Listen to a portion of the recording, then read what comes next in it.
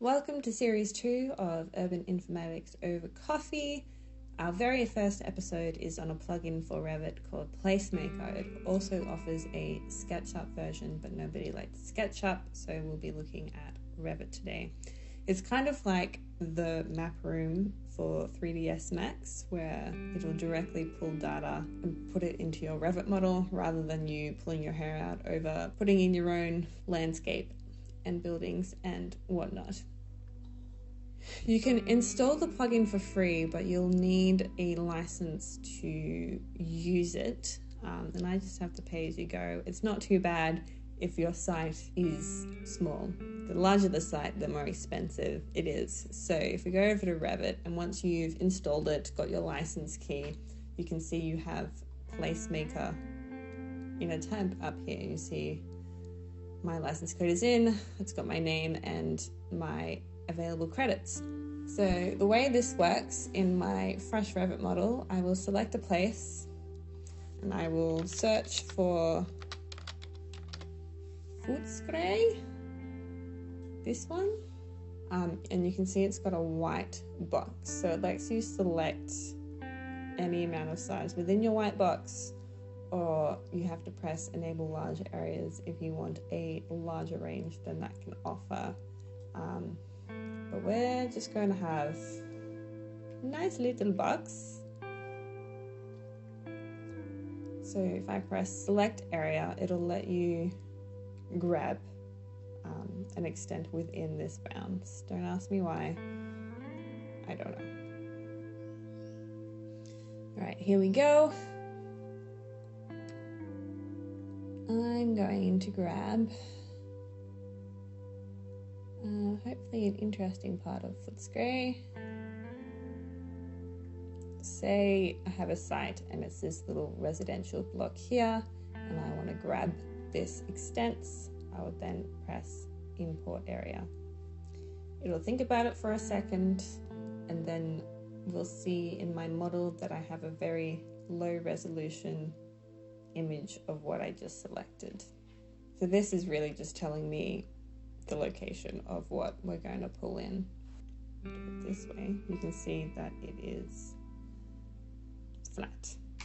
So where the credits come into it is when you want to start importing all these things. So if I want to import terrain, I want grid spacing of 10 meters.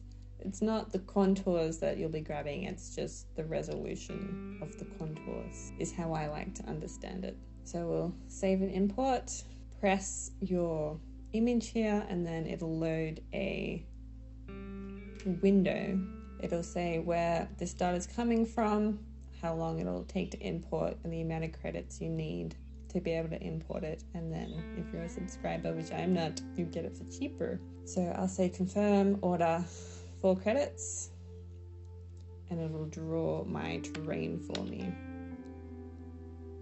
And now you can see it is not flat anymore.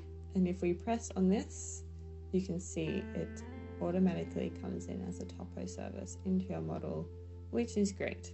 So the other things it can do, you can import imagery